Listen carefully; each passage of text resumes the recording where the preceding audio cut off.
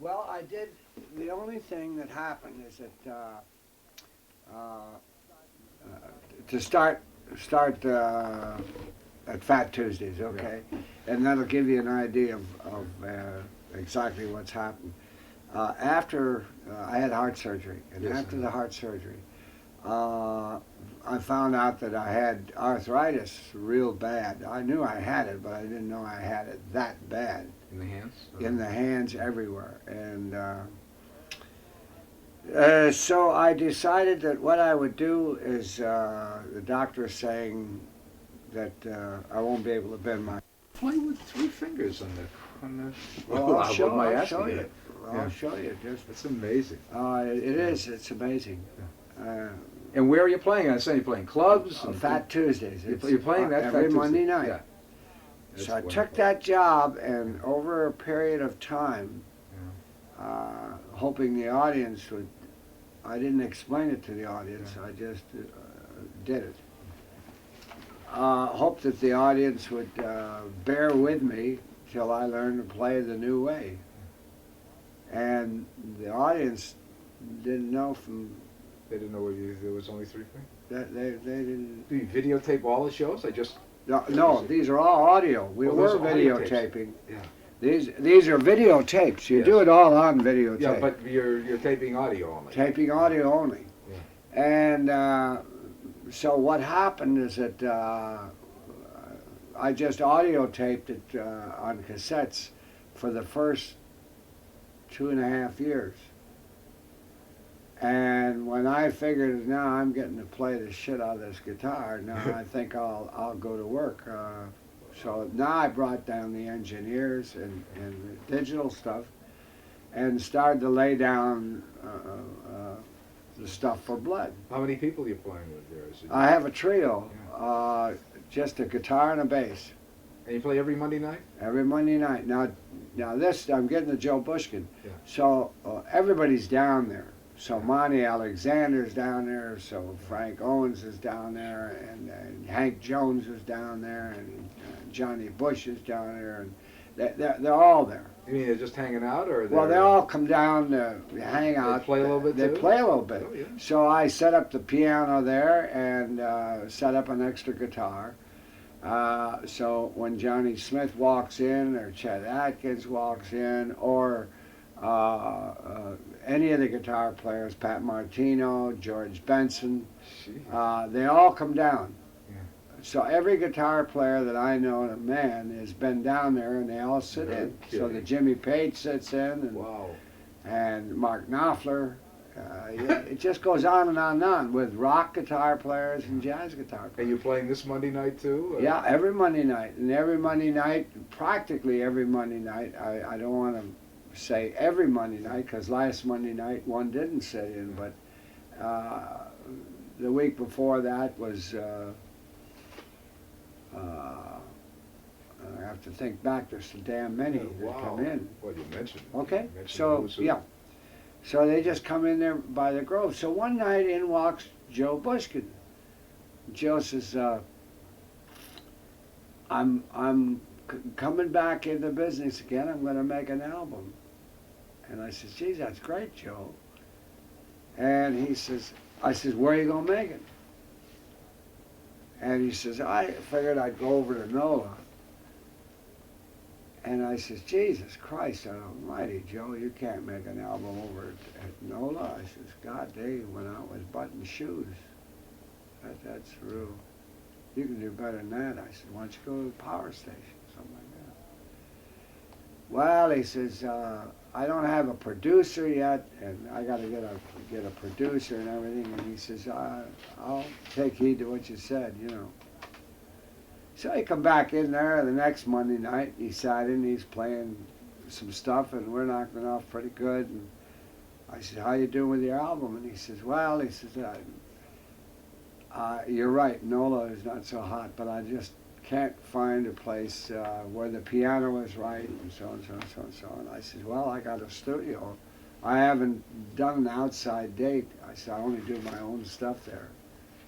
And I said, since 1980, I says, we tore out all the old equipment. I says, it's going into into the Smithsonian Institute. Now you realize this is like a year ago. So he says, can I do it out at your place?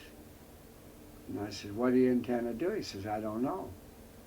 And I says, what material have you got? So he told me what he had, and I says, is it written out? And he says, no, but the guys in the group know it. But he says, I thought, you know, maybe you'd produce it. And I said, well, I said, okay, I'll produce the damn thing, you know. So we got together on what it would cost him and me as a producer, and to rent the studios and everything else. And he says, okay. I got the guys with the bread and we'll do it. So I said, well, we'll fly over to Berlin or Hamburg, wherever, and do the fiddles, do the strings. And that was the understanding. So when we just finished putting that board in. So I looked the board over and everything else, so I called in my two sons, they're both engineers, and said, look, I'm not going to engineer the date, I'm going to produce the date. Now, I've produced a lot of dates, but I've never produced an outside date. So I said, Jesus Christ, this is going to be a ball. I'll have a lot of fun doing this. So I figured out just what he had, so forth and so on. Figured, all right, I'm going to do this one the way I did it in the garage out in California, like when I first went to Capitol Records. So I went all the way back. Said, I'm going to use, I've been thinking about this a long time.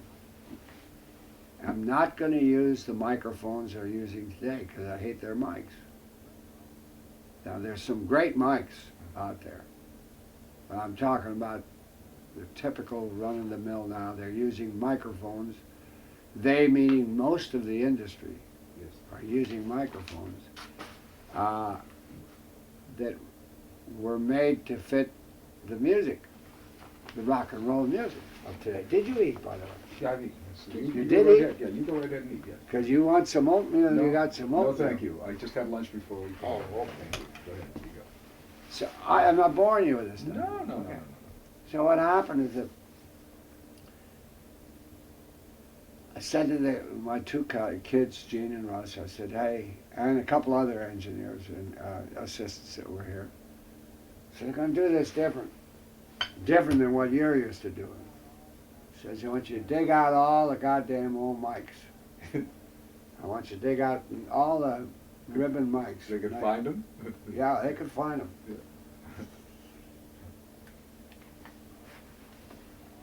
I haven't used them since the Hollywood days out there.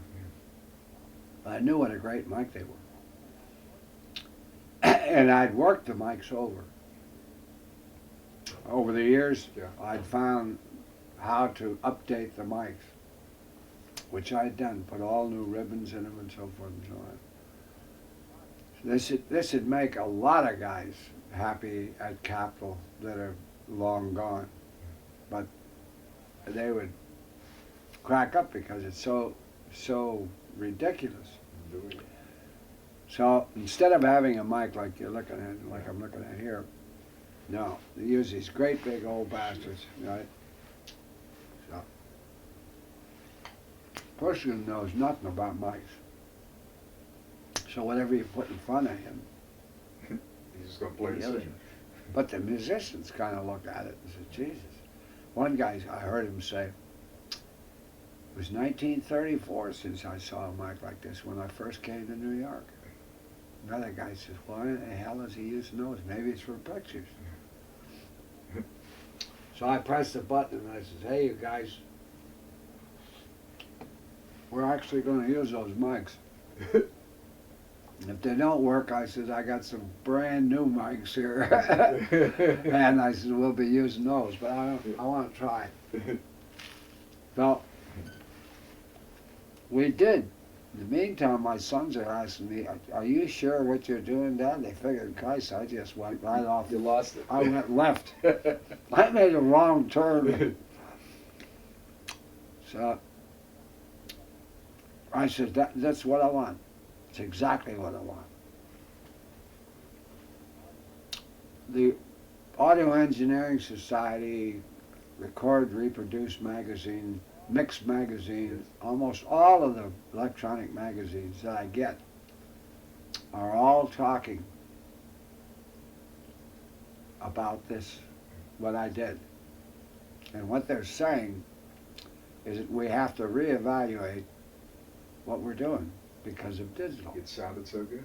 It sounded, it's a bitch. It's a bitch. No kidding. Yeah. Did you hear the album? I heard one on the radio. There was a guy played a cut, and then Joe sent me a tape, and I must admit I played it in the background. He was just telling me what he was doing. I wasn't going to make a deal with Joe at the point. He was just telling me what he was going to do. He wasn't even looking for it. And I didn't listen carefully, and I didn't even realize you were involved with it because the tape was just a cassette with his own label on it. It wasn't even an Atlantic cassette. I got it here. And I just saw the Atlantic record while I was waiting Makes a for big it. difference. Yeah. See, he had Hot Nuts for Erdogan. And I said to him, are you sure you want to give this to Atlantic? Because my son is at Atlantic. Yes. And Gene, he's an engineer there. So I says, Gene, do you think he's right in taking it to Erdogan? He says, I don't think so. Was it Nestle or Ahmet? It was Ahmet. Ahmet, yeah. So I says, I just don't think that they're the guys that are going to take easy listening music.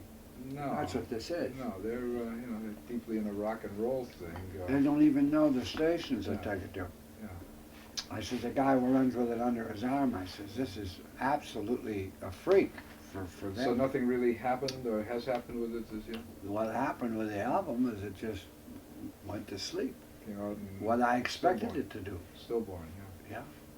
That's a shame when there's so much involved in it and it just drops. We out got to like the this. strings. Yeah. Where did you do the strings? Right here. Oh, in his studio? In your studio? So I said, Joe, by now, he says, whatever you say, Les, whatever you say.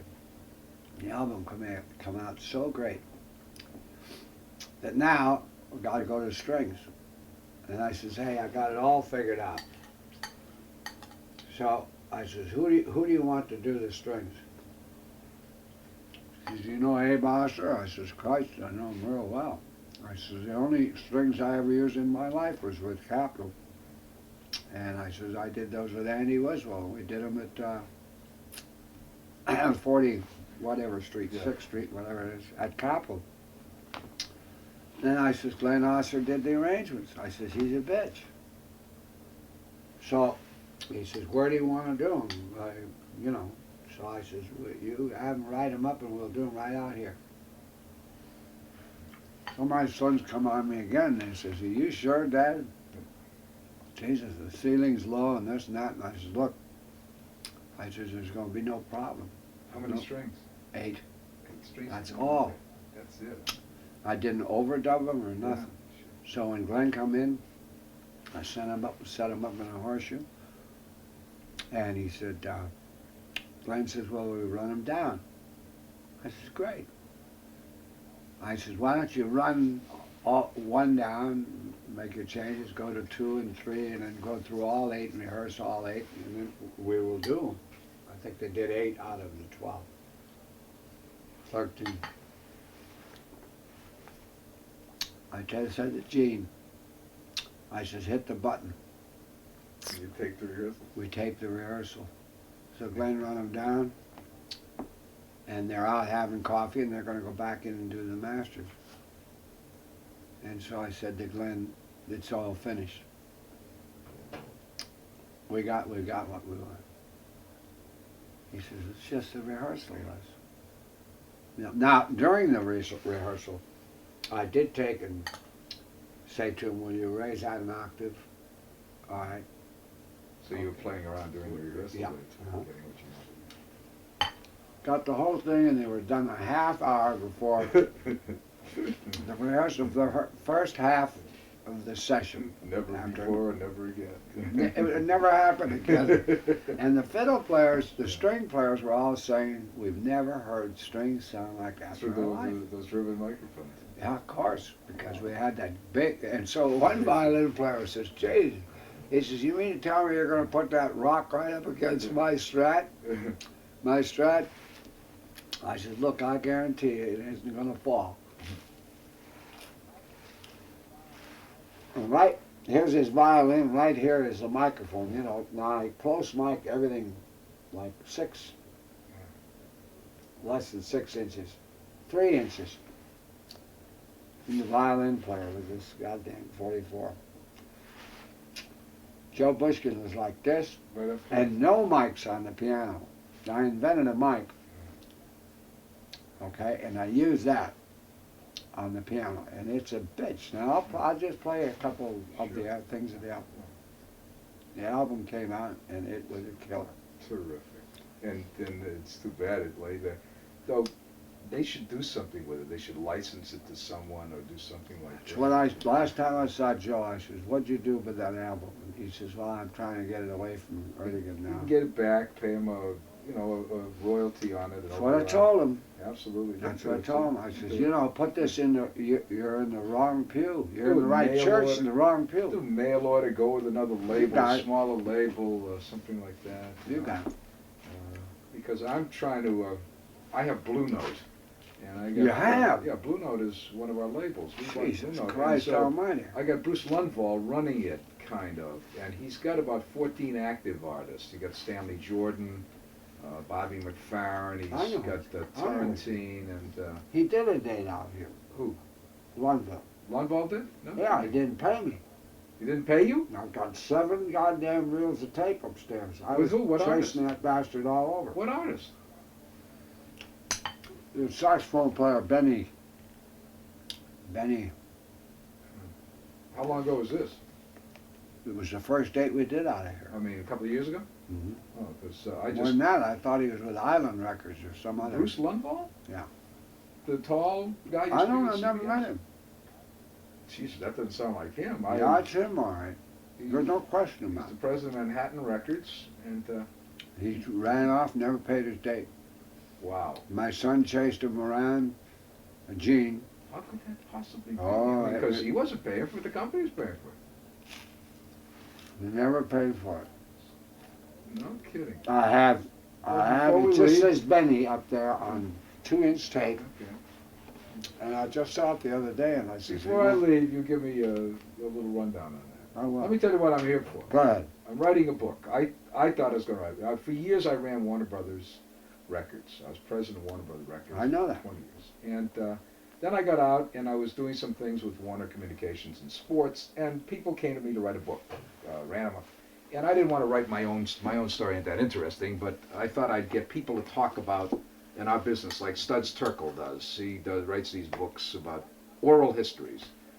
Well, I've now done 225 interviews. I started with the big band guys. I've got Artie Shaw, I got Woody, I've had Right. Lionel Hampton, I've had Cy Oliver, Les Brown, Buddy Rich. Great. I've had Rosie Clooney, Frankie Lane, Frank Sinatra. I've had Sammy Kahn and Sammy Fain and Burt Bacharach and Hank Mancini.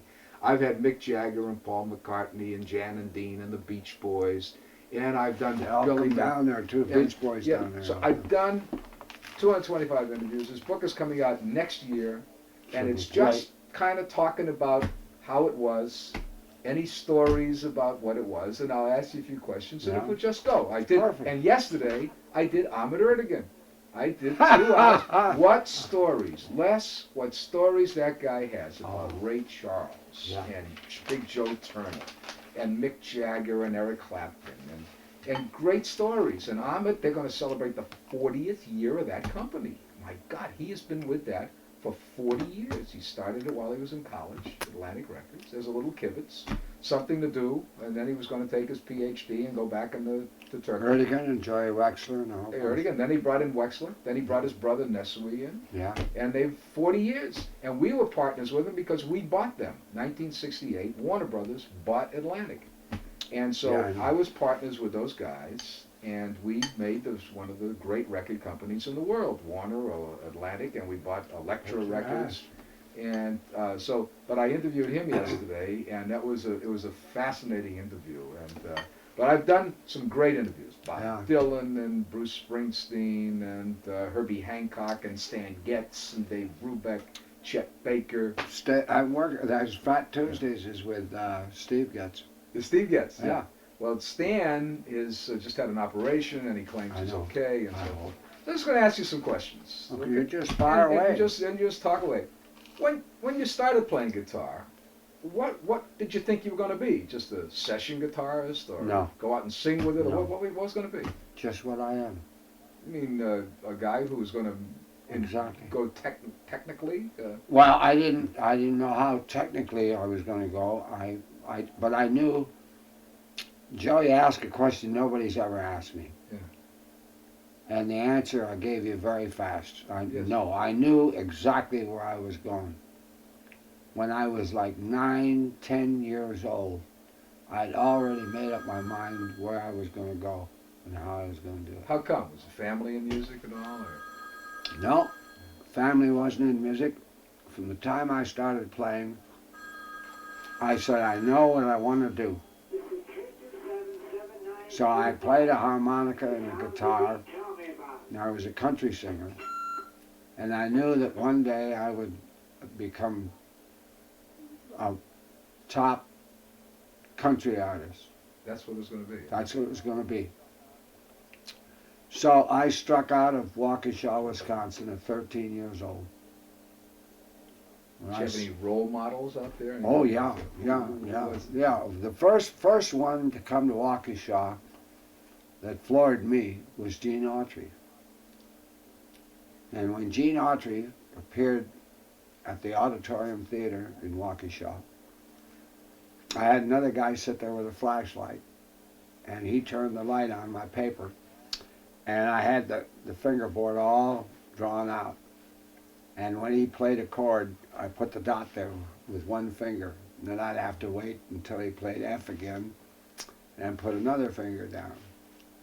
And I'd put the dots in, and the light goes on and off and on and off. And Gene Autry, after about the 5th show, he says, I just have to stop the show. He says, folks, but he says, there's something that's bothering me or intriguing me.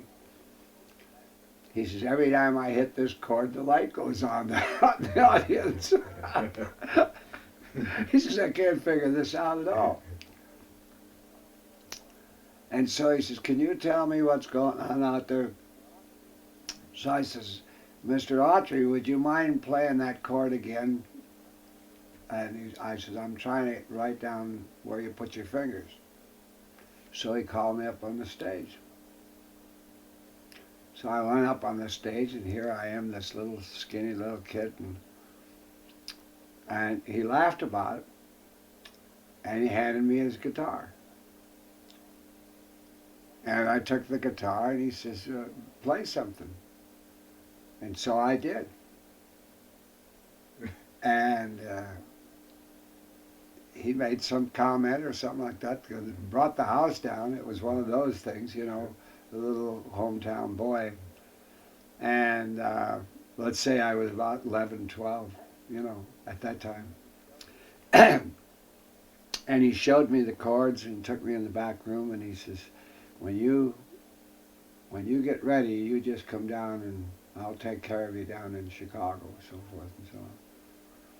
Well, what happened is at the age 13, a country and a Western band came through my hometown. And I worked at night. Even at that age, I worked all night. And slept, well, I was going to school at that time, so I had to sleep when I get home in the afternoon. But I was a night worker. And I would be up all night working with these electronics and practicing the guitar. Were you a prodigy? I mean, do people think you were this boy genius? Well, my brother thought I was real weird. Yeah. My father had divorced and left home.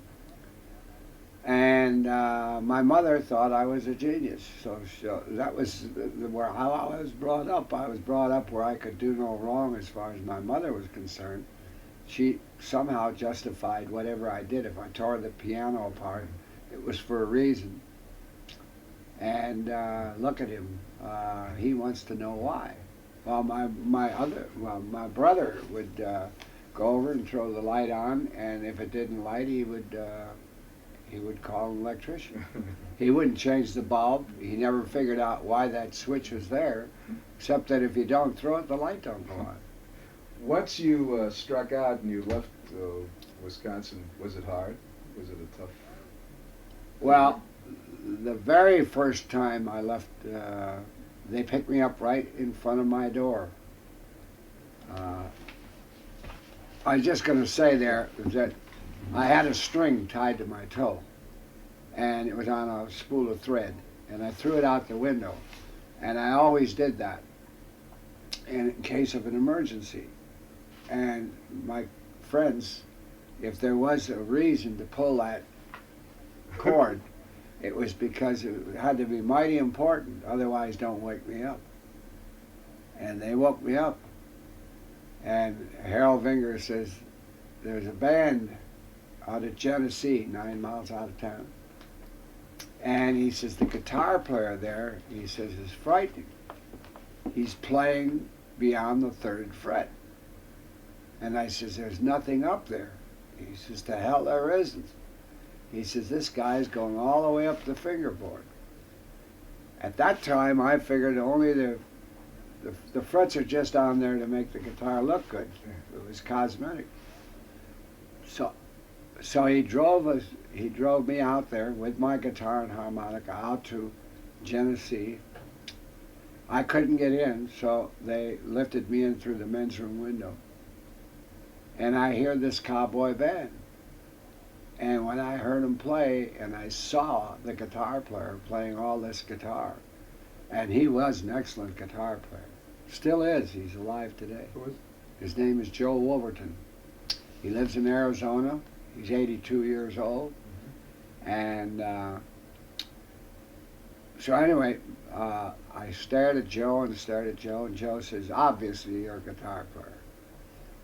He says, yeah, you haven't taken your eyes off of me. And he says, come on over here, kid. So I come over, and during intermission, he says, here, play me something.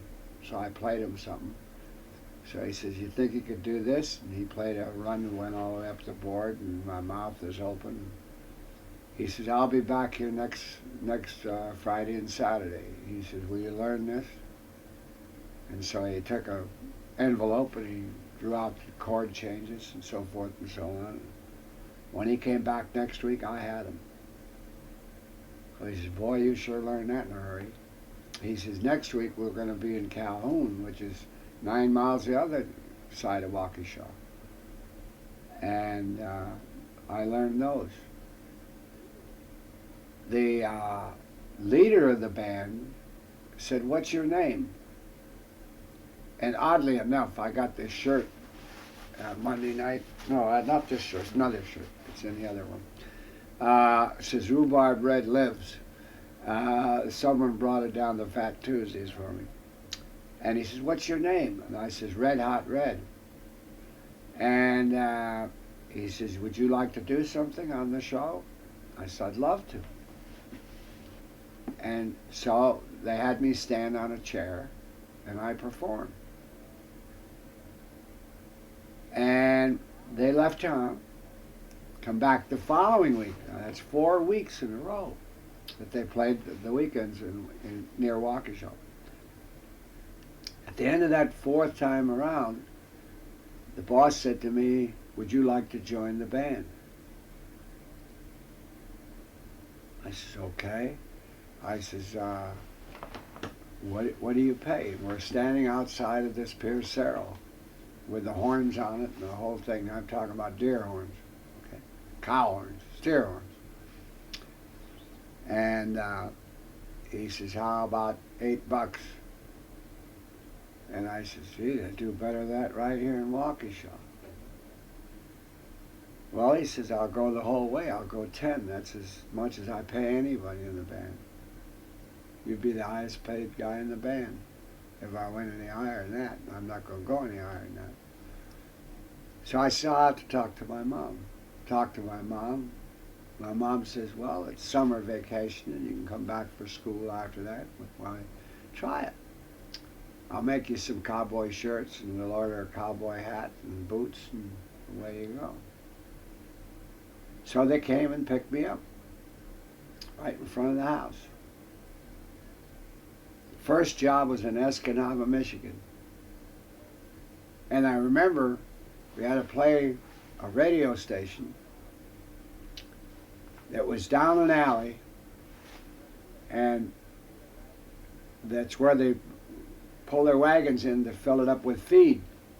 It was a grain farm warehouse. And in there was a radio station. You sit on the bales of hay and everything else, and this guy in the corner had a pair of earphones and a crystal set, and that was the engineer. And he moved the crystal, the little whisker on there, until he got the station good. And he says, I got a good signal, we're going to go. And the announces, and we're on the air.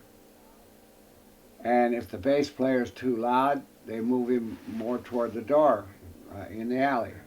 If the clarinet's too loud, why, he goes wanders into the bales of hay. And we're doing our thing, and the engineer comes over to me and he says, what's your name? And I says, Red. And he says, well, Red, would you go outside when you're not playing? He says, go outside and look to your left, and they're going to send a signal up if we're coming in good. And it was a barber shop down the alley, and the guy would take some hair and take it out in the alley and light it. And the smoke would go up, and that meant we're coming in good, right? That was my first job. God, what year was that? And this was 1929. Wow. And in 1929, maybe it was 28, because 29 I was already in Springfield. So what happened in 28, what happened is that after the first week I got paid. And the guy takes me out by the side of the car and he pays me. And he goes, here it is, 10, 20, 30, 40, right? You thought it was 10 a week? By the week. And he's paying me. So here I come up, and he says, here's an extra 10 for you. And he threw in an extra 10 for me. So I got $80 out of that thing. My God. And I just was in shock. I just could not believe my eyes and what was happening. The ironic part about it is that when I joined the band, the fellow that was teaching me the guitar, he fired. Wolverton? Wolverton. And he hired me. And the whole reason I went with the band is because I would be close to Wolverton. And I felt very bad about it. And at the end of the 3 months, I had to go back to home. When I got back home, the phone rings. And my mother said, Lester, it's for you. And I picked up the phone, and it was Joe Wolverton. And Joe says, I'm in Springfield, Missouri. And he says, Red, how would you like to team up with me, you and I as a team? And I says, hang on, I'll talk to my mom. So I talked to my mom, and I was helping her make the bed. So I'm on one side, toughing the pillows, and she's German, so it had to be just right. Everything, just right. And so she said, well, Lester, do you want to do that? And what about your school? And I says, I don't think the school's important. Now, I had 1/2 year to finish school. So I was way ahead of my class, and I'd skipped a couple grades, and so they were talking about holding me back and everything else because I was whizzing through. So I said, Joe, Mother okayed it.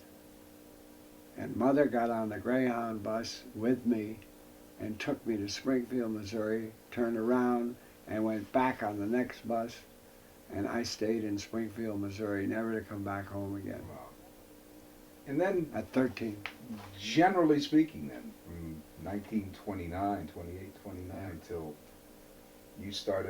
you appeared on records in the late 40s, early 50s. Oh no, I appeared in 19, I can't find the records. There's 112 transcriptions made for Jack Cap in 1930. As Les Paul? No, as Rhubarb Red, Sonny Joe and Rhubarb Red. Those are the names we used.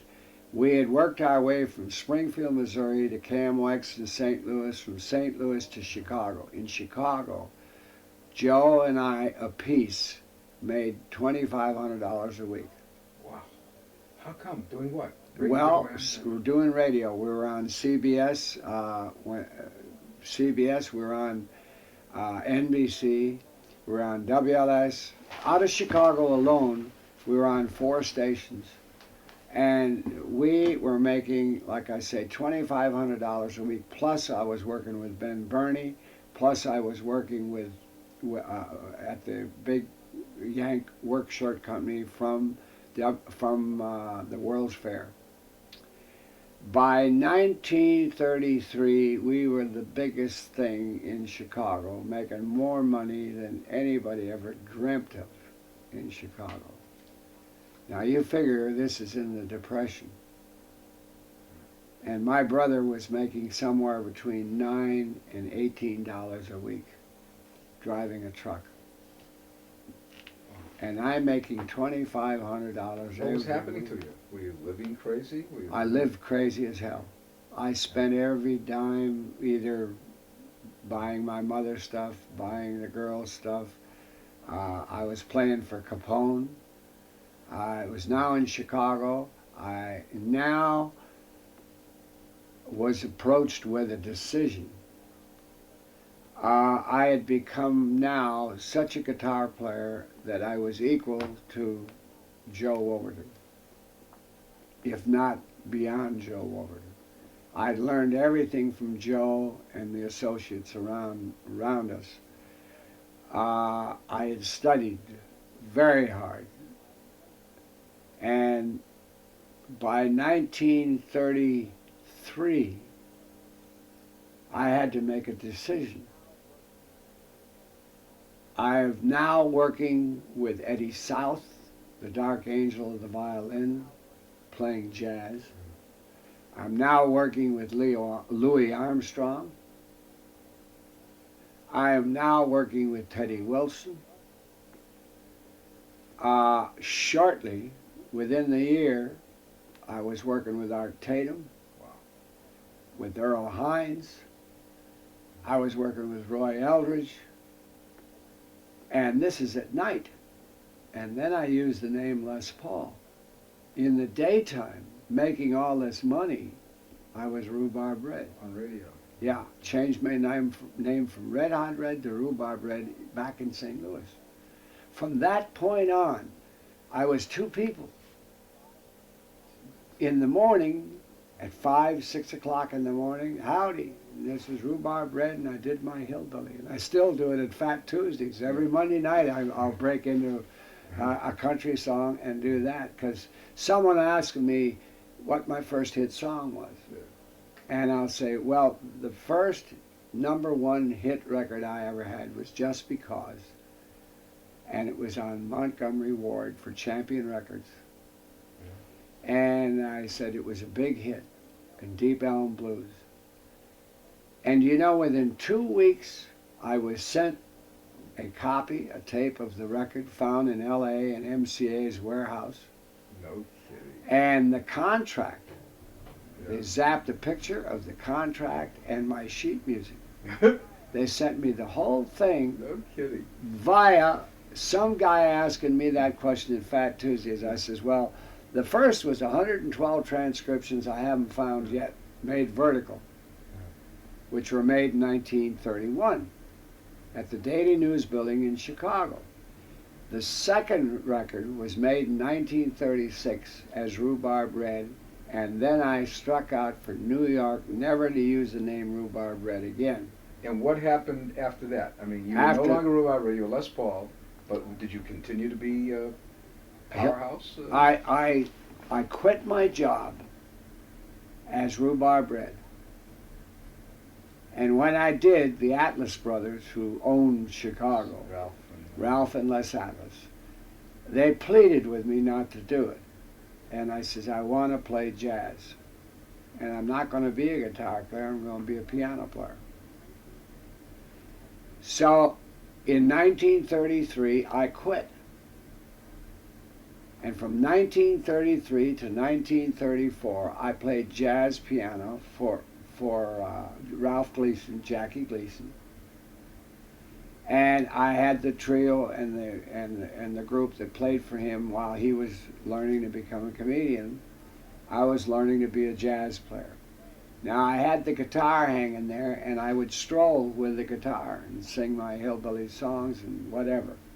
Saxophone player would come out, and we'd play all the jazz songs.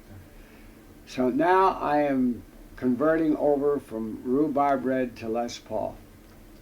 By 1934, Ralph Atlas is walking on the north side of Chicago, and that's where he lived. And Ralph saw my picture in this saloon called the Ball of Fire. And he calls me on the telephone, says, Red, I want to talk to you. And I went to see him, and he says, how are you doing? And I said, I couldn't do better. I lied. I was making $5 a week, sleeping above the nightclub, playing jazz. And he says, why don't you come to work for me? Ralph said. I said, okay. So he says, I'll give you $45 a week. And I went to work for Ralph. As what? As a staff guitarist. Okay. Now I was working, making $2,500 at WBBM and WGN, WLS and everything. Dropped down to $5 playing the piano and found out I wasn't going to be a piano player. Now out comes Art Tatum. And he comes to Chicago, and I hear Art Tatum, and I said, boy, I quit just in time. Just in time. So in 34, I went to work for Ralph Atlas. And in 1936, I go to Ralph Atlas, and I said, Ralph, I'm leaving. And he says, where are you going? I says, I'm heading for New York with a trio. And he says, well, what are you going to do? Who are you going with? I says, I'm going with Paul Whiteman. I'd seen Paul Whiteman on the stage. I'd seen Ella Fitzgerald and Chick Webb. I'd seen these people on the stage, but I never met Paul Whiteman. He just asked me a name, who I was going with, and I just picked a name out of my head. So I says, Paul Whiteman. So the two guys in my trio had been rehearsing for 2 years at JJD in Chicago to swing over to Les Paul and his trio. And I formed this trio, Les Paul trio. And we packed the car. And Johnny Johnson, the Hoosier Hotshots, Red Foley, they were all there to help put the stuff on the roof and everything else and wave goodbye to us. And we were on our way to New York. Oh, I flipped a coin whether we were going to go to L.A. or New York. And it landed New York, and so we worked our way to New York, playing all kinds of jobs with Red Foley and with some of the others on the way to New York. When we got to New York, we were broke. We just had a few dollars. And if I'd have saved my money, I'd have been rich. But I hadn't. And so we're at the Chesterfield Hotel, of all places. And that happens to be the place to be if you're a musician. And the first day we're there, we're at 42nd Street. So I walked into the first club, which was the Onyx Club. And he says, well, go get your instruments. It was Carl Kress, a very famous guitar player. And he listened to us, and he says, you got the job. The first night in New York. Art Tatum is next door. It seemed like all Chicago was in New York. Roy Eldridge and Slim and Slam Stewart, just everybody you wanted, Mildred Bailey and on, Count Basie, and you just name it, and they were all there.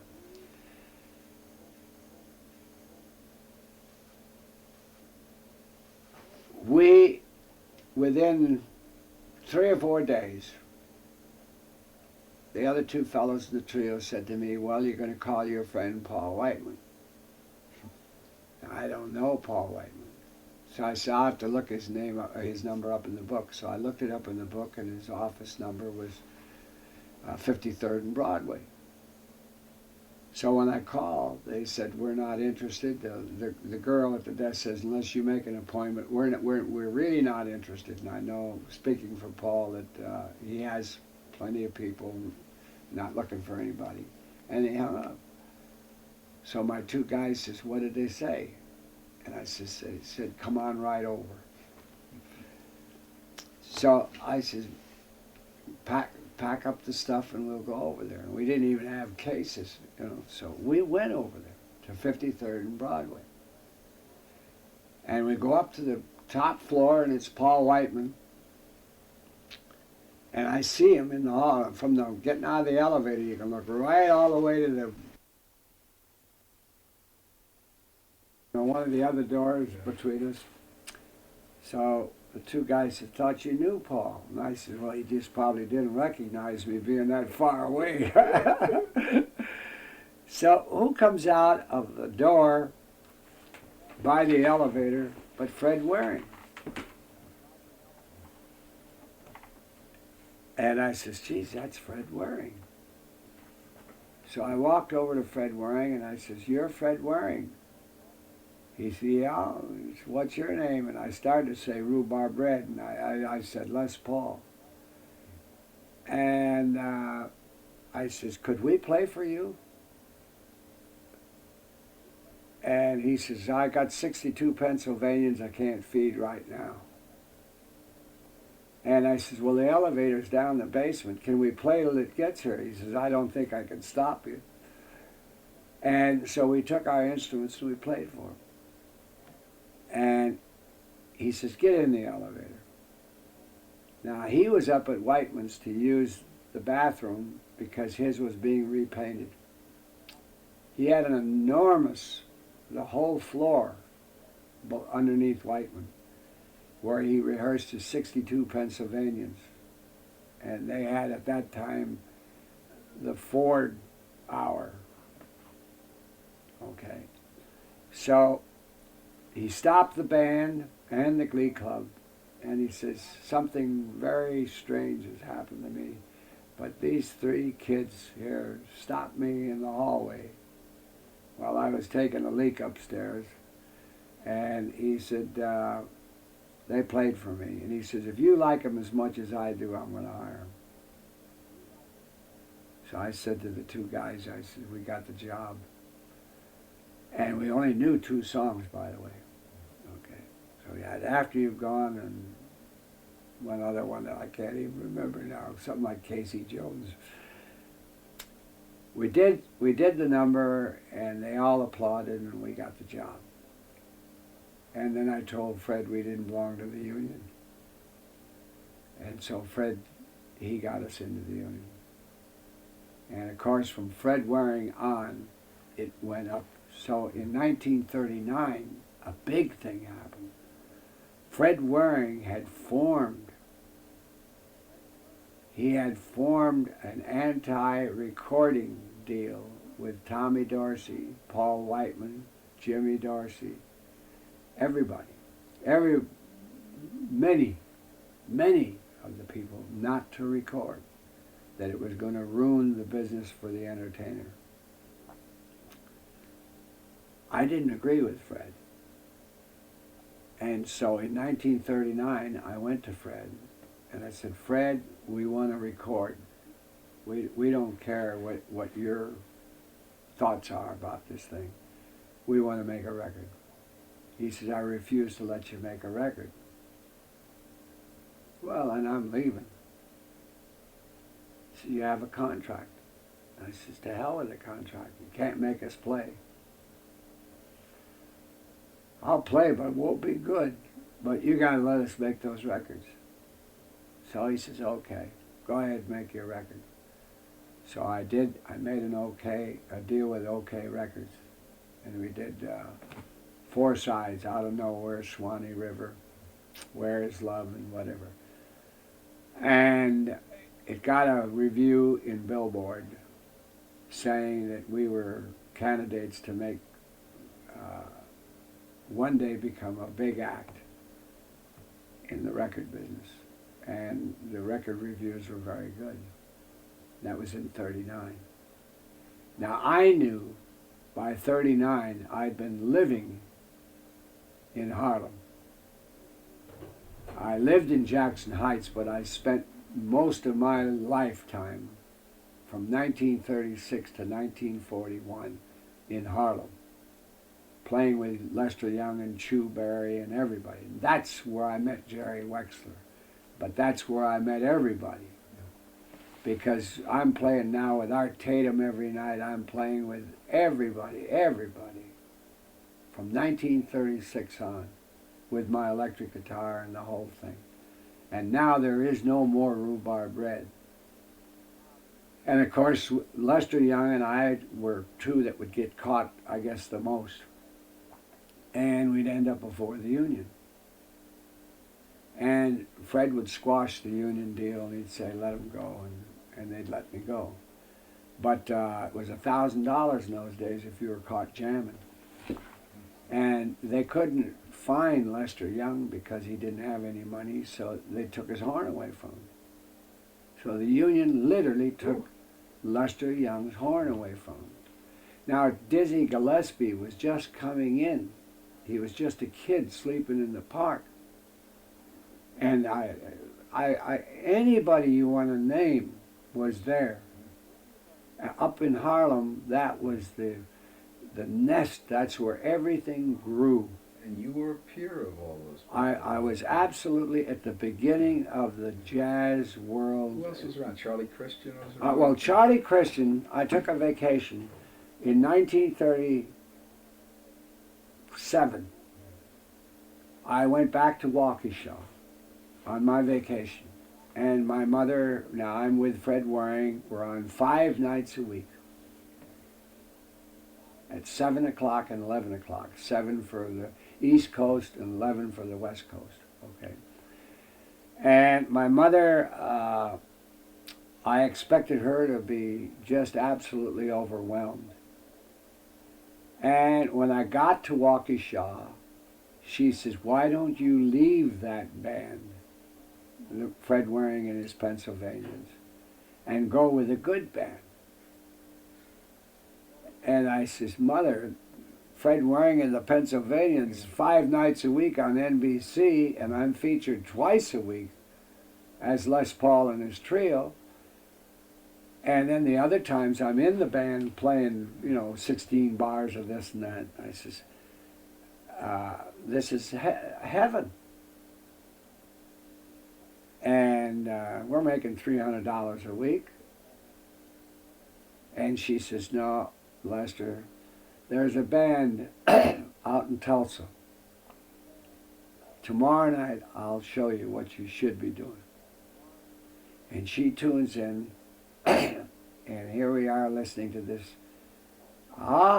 with Texas, with Bob Wills and his Texas Cowboys. Right?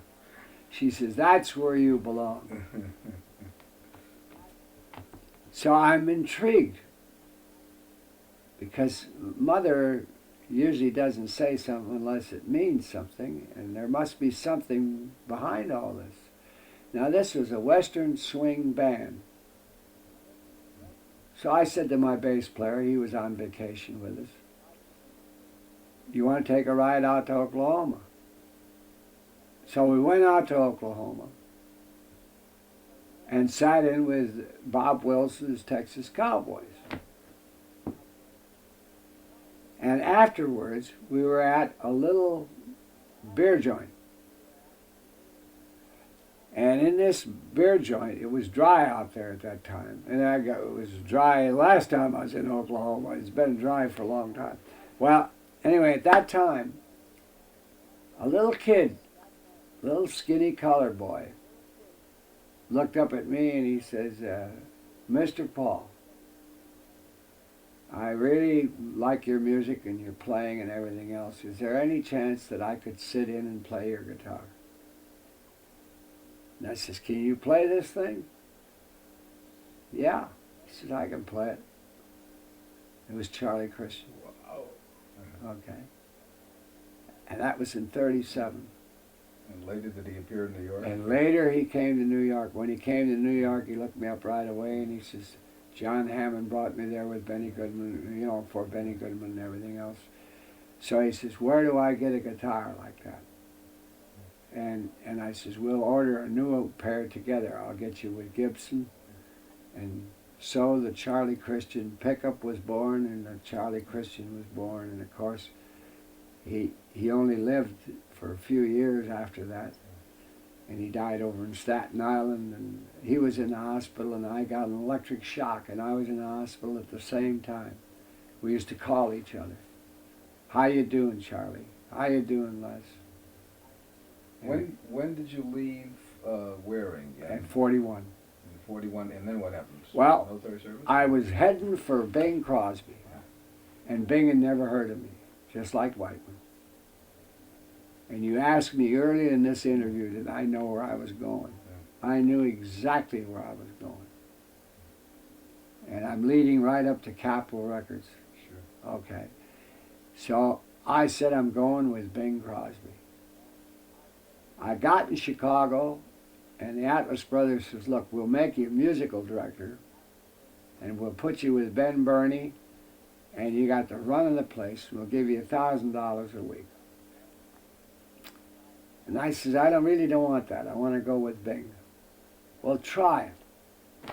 So I says, what does it entail? He says, your name on the door. The secretary runs it, and you don't have to do a damn thing. You're just musical director of the station. Okay?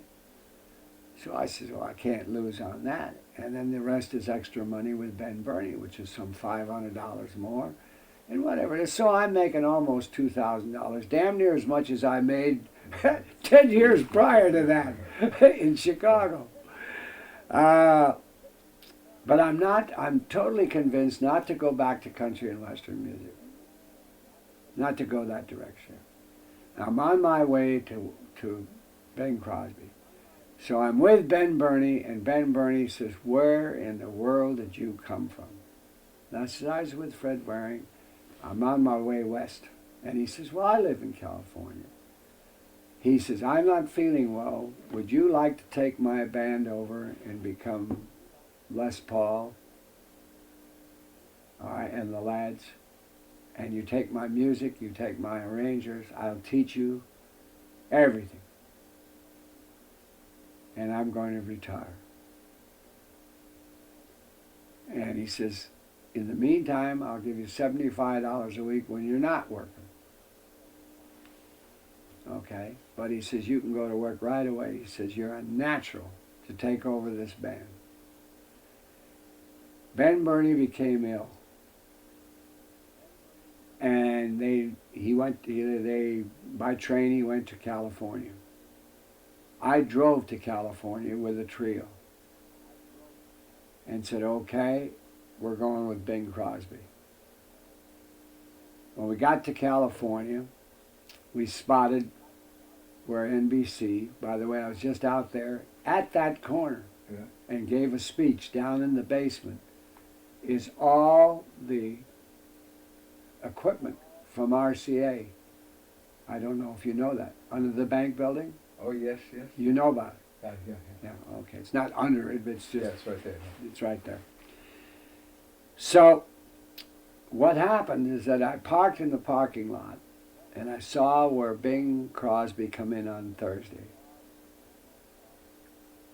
And I said, this is perfect. Now we got to get in NBC.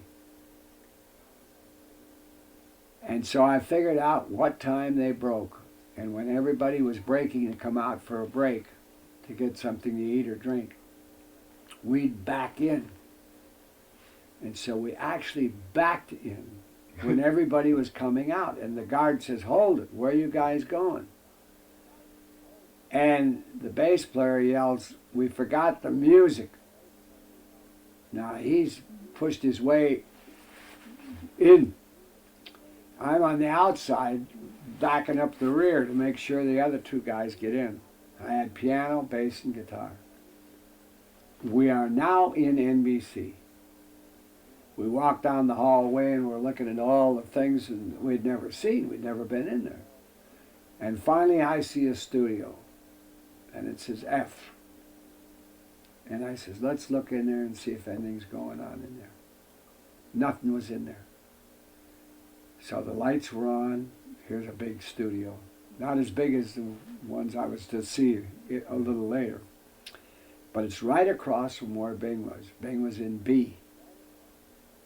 And F was right across the hall from him. So we go in there, and I says, plug my amplifier in, get the music out, and start to play. And we did. And he says, piano player says, "Why in the world are we sitting here practicing?" I says, "Just let me handle it." So the door opens, and in walks a little guy. Never forget it. He had little wire glasses on hanging way down at the end of his nose. And he stands there and he listens to us play, and we're playing Back Home Again in Indiana as fast as we can play it. And as good as we can do it. And he says, "Boy, you guys are good." He says, "I don't find you down here on the sheet."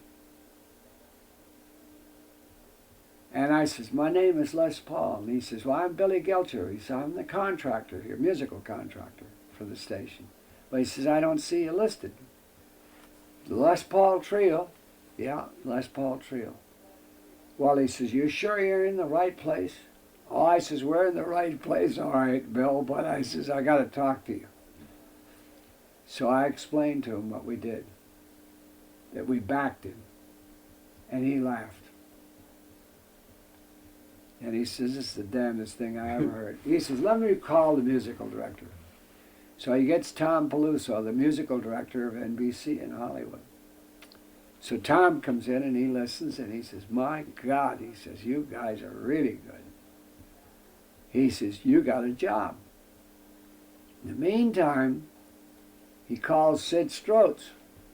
And Sid is an old buddy of mine from NBC in Chicago. He knows me as Rhubarb Red. In fact, he was the instigator to bring me from KMOX to Chicago, and from Chicago, not to New York, but to Chicago, and now L.A. So Sid Strotz is standing there, and he says, "Les, how are you?" Big, tall, handsome guy, and I throw my arms around. He calls me Red. Well, Sid's dead now. So Sid says, "What in the hell are you doing here?" And I said, "We're looking for a job." And he says, "Jesus Christ, why didn't you come to me? You got it." I says, "We already got the job." So NBC gave us 19 shows a week. All right. So now at NBC, I asked the girl that authorizes what room we rehearse in, I says, "I want Studio E. Emergency." She says, "Nobody uses that studio." But I says, "That's the studio we want to rehearse in." And she says, "Well, it's terribly small. There's just a piano and a cot to lay down, and this is in case of an air raid. This is the worst place to be in the whole world," right? I got more tapes. And so we got Studio E. And I'd already cased out that on Thursday, for some reason or another, Bing went into Studio E. He walked down the hallway and disappeared in Studio E. So we put the music up, and I know what time he comes in. At 4:25, Bing walks in. And so we're playing Back Home Again in Indiana, and the door opens. And I told the piano player and the bass player, if somebody walks in, don't stop playing. And the piano player was in shock when he saw Bing. and he stopped playing. And so I says, keep playing. So we went back to playing again, and Bing listened for a couple of seconds, and he says, oh, excuse me. He says, I didn't know that anybody was in here. So he went out, and the piano player says, Joe Rand says, that was Bing Crosby. I says, I know it, keep playing. So we kept playing, and the door opened again. And Bing come back in. And he says, do you mind? And I said, not at all, Bing. And so Bing leaned over and he says, what do you call this group? I says, the Les Paul Trio. And he says, you're Les Paul, huh? I said, that's right. He says, where are you working? I says, we got a job here at NBC. He says, not anymore. He says, from now on, starting Thursday, you're with me. Wow. Right? So he turns around, walks out of Studio E, and I run to the door and I open it, and I says, hey, Bing. And he says, yes, Les. I says, how much? He says, 1,000. Said, okay. Said, hey, Bing. He says, yes, Les. I says, how much for the other guys?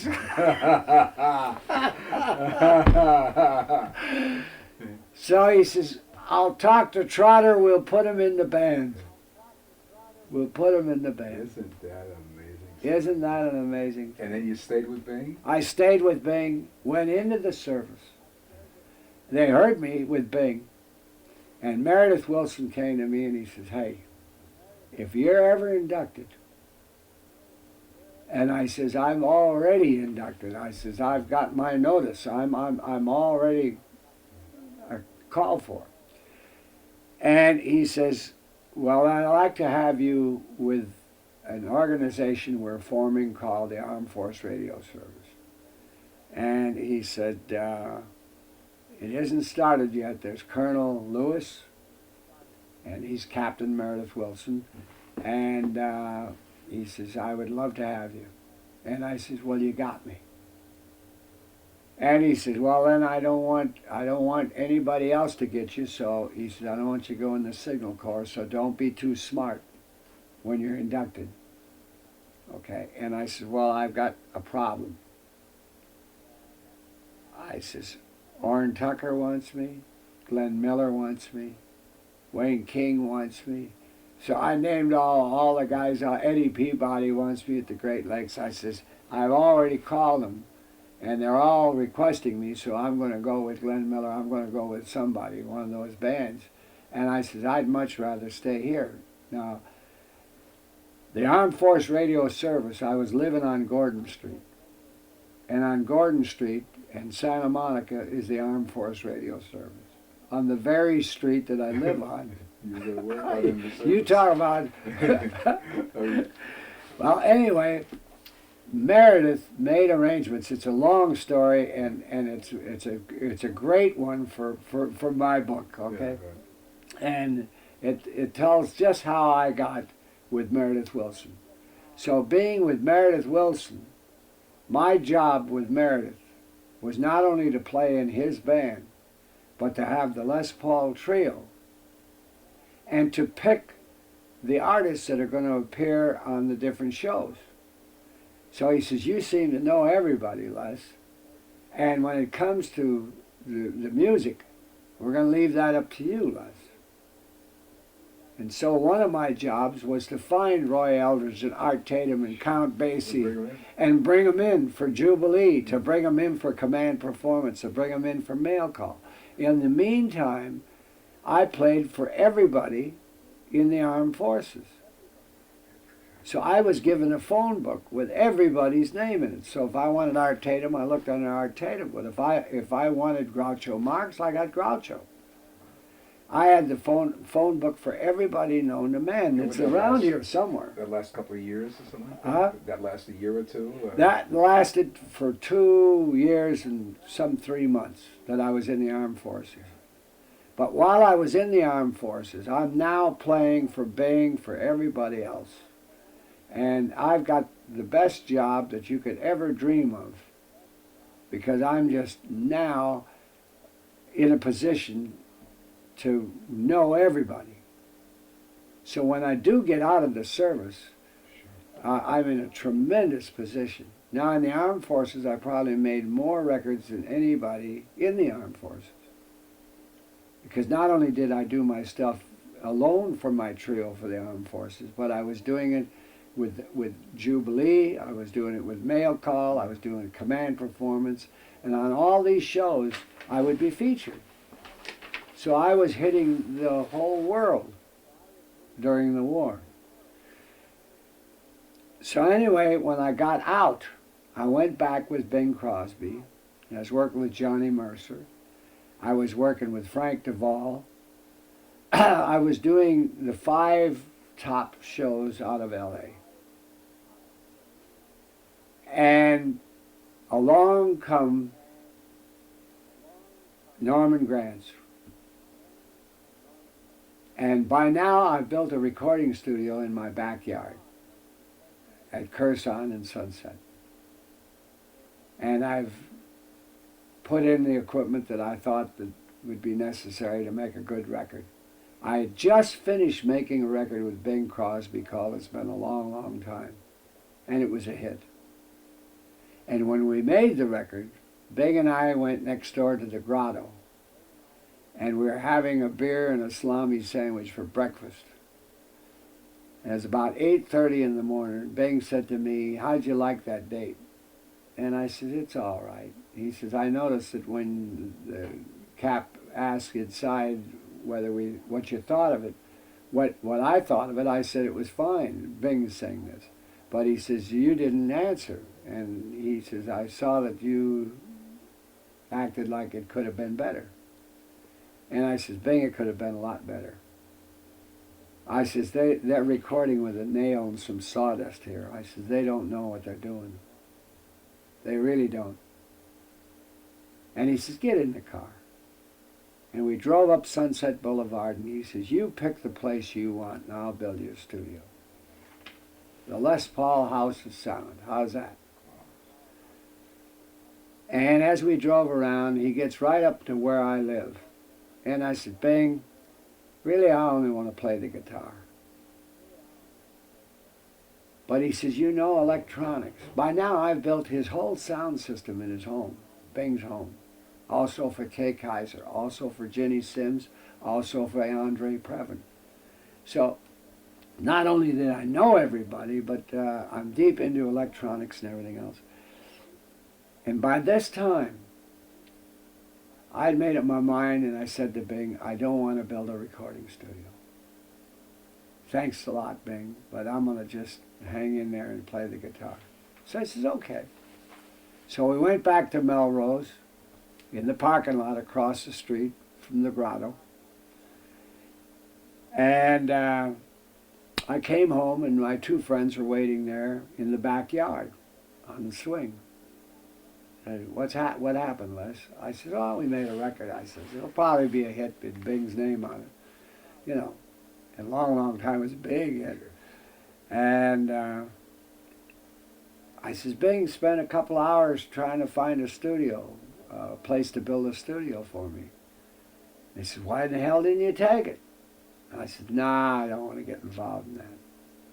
And my 2 friends, Lloyd and Vern, says, "Well, you know what you could do? You could build one right here. Just take this garage right here and turn it into a studio, and you could do practically anything you wanted in this small way." So I said, "What do you think it would cost?" So my one friend, Lloyd, he says, "Well, I can do all the building." So he says, "How are you with a saw, Les?" I said, "I'm good. I can do all that." He says, "Well, the parts and everything else, counting the nails," and he counted it out to the last nail, the last board, and the last bucket of paint, cost $165. So I said, "Vern, what's it going to cost for the electronics?" And Vern says, "Well, to build a recording lathe, we're going to build a recording lathe now. And to do the whole thing, let's say the studio, everything should cost you $665. I says, "Let's go." And we started.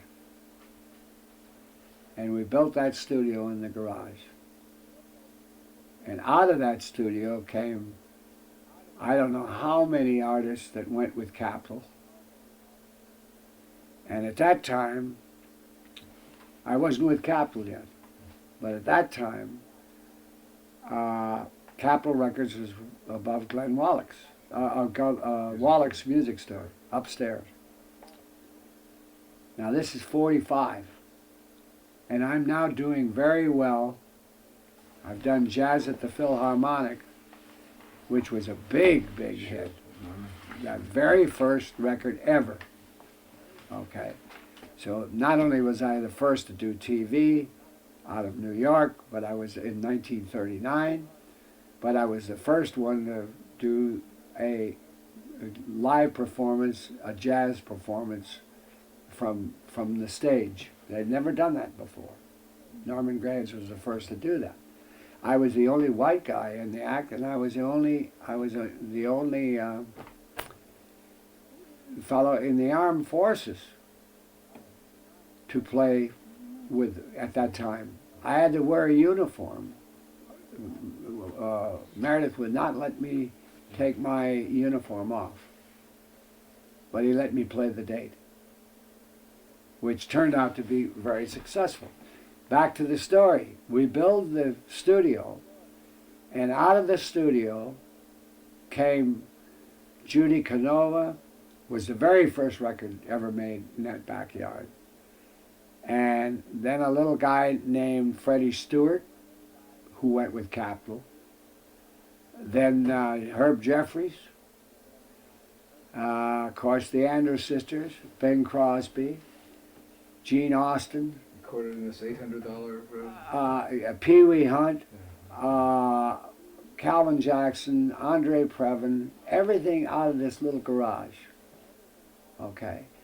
Years later, Jim Conklin said to me, he says, you know, it took us a couple of years to figure out at Capitol Records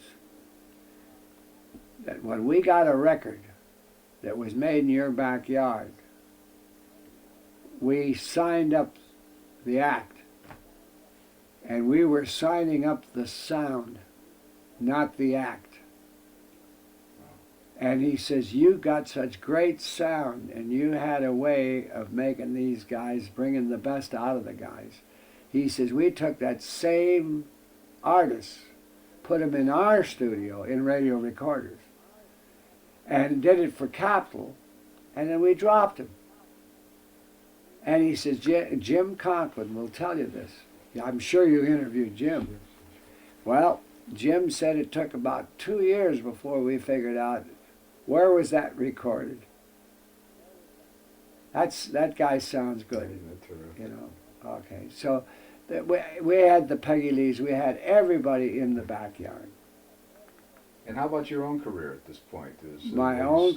A couple of years later, you met Mary. And, that's right.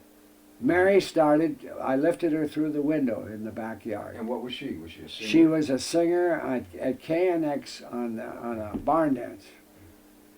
And I was looking for.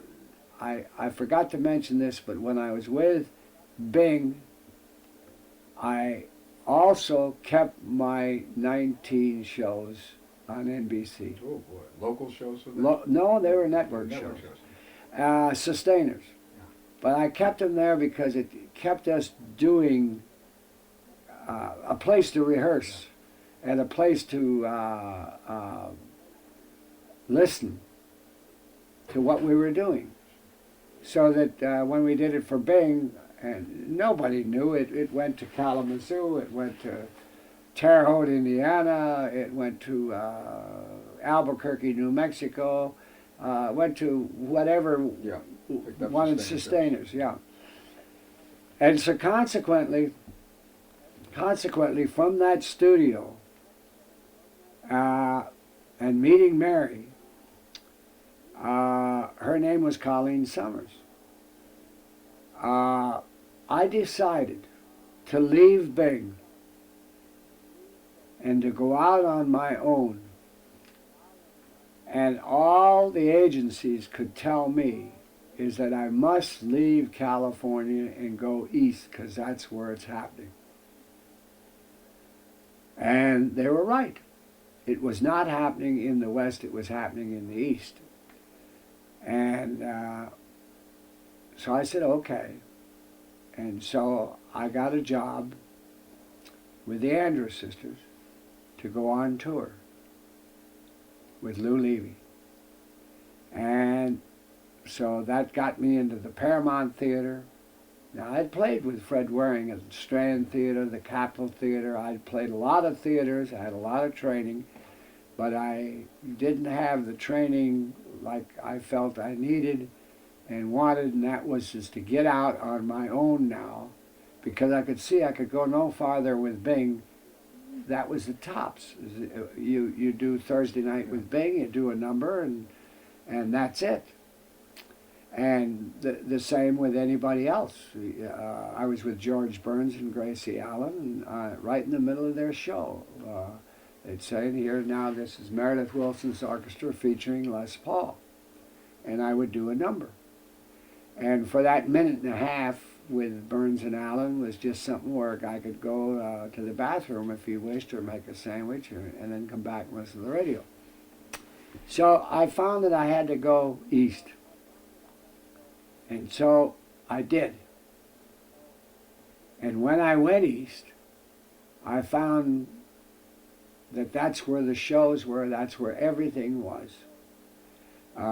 Garraway was in Chicago.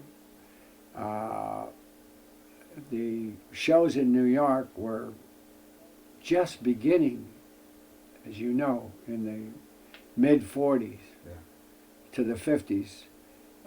New York was on its last leg, so to speak, but it was big. It was big.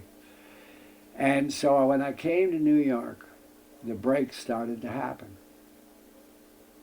And I had made a record of Blue Skies, Begin the Begin, and it was a half a hit.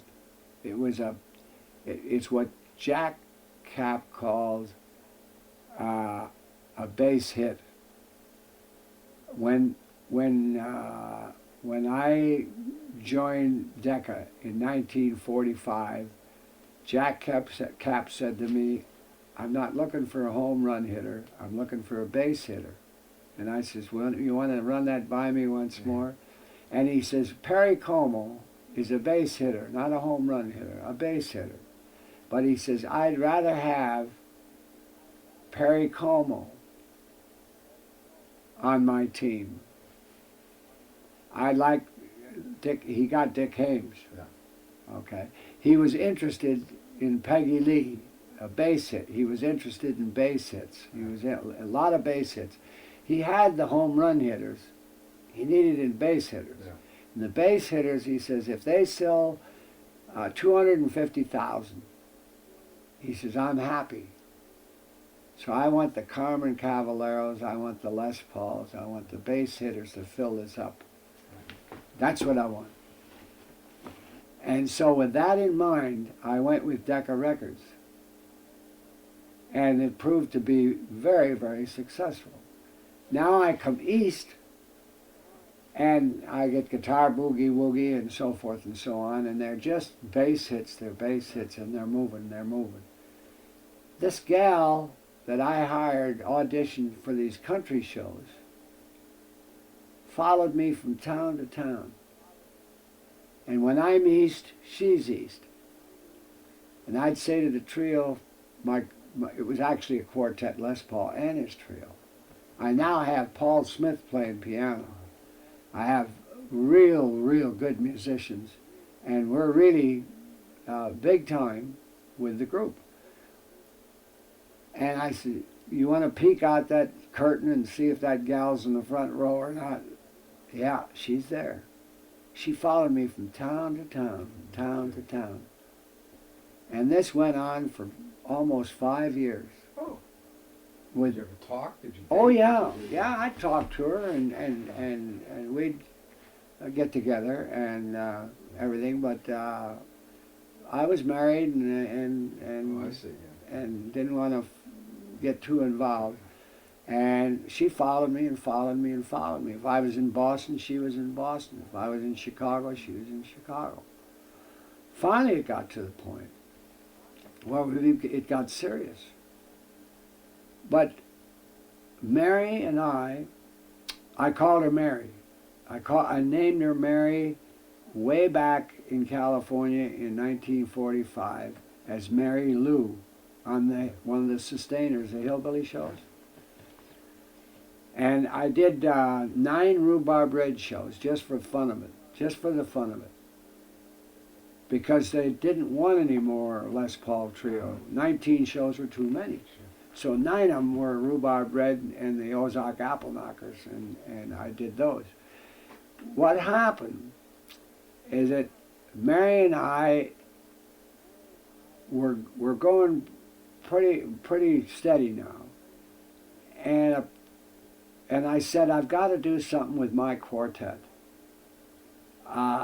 I found it's not going to make it as an instrumental group alone. It's got to have a vocal. And so it was a choice of Ed Ames, Rosemary Clooney, or Doris Day. Oh, there was a fourth one, K-Star. So I had all 4 of them. And I recorded K-Star and took her to Capitol, to 4 or 5 other record companies. They all turned it down. Clooney was working with Tony Pastor, and we were on the same bill together at the Paramount. Doris Day was there, and I decided the last minute to turn her down and not take Doris Day. And so the guy that found her for me was Marty Melcher, who married her. So Marty says, he pleaded with me that I'm making a mistake, I should take her. And I says, nah, I think a gal in the group would just mess us up. I think we're better off to stay this way and then add the trio, add the vocal to it as we go along, whatever vocalist I think I need. Well, it was in 1948 that Mary and I were on our way back to California. And we were in an ice storm, and I had the automobile accident. And she screamed, and of course I went off the bridge. And Mary didn't get hurt, but I did. I got everything broke that could get broken was broken. And consequently, the next year and a half was a hospital for me. And it was in the hospital that I figured many, many things out. One was a synthesizer, okay? And the one was to do the multiples, which were already out, by the way. Before I tipped the car over, I skipped a point, an important point. And that is that in 1947, when I come back off one of my tours with the Andrews Sisters, I was in L.A., and I have a whole fistful of multiple records, a new idea that I created in that garage. I took him to Art Rush at NBC, and he was handling, and he still does, Roy Rogers. And Rush loved me, Art. And Art says, we're going to do something with you. I'm going to make a deal with RCA. He made the deal with RCA, and I sent my man back to New York to sign the deal up in Camden, New Jersey. And he took a super chief, went to Camden, New Jersey, sent a wire back and said he was literally asked to leave. They didn't leave? No, what happened is that they were being pestered by a guy I knew named Carling.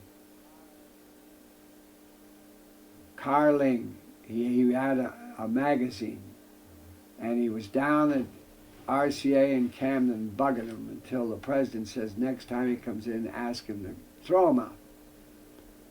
Ask him to leave. So in walked Cliff Carlin.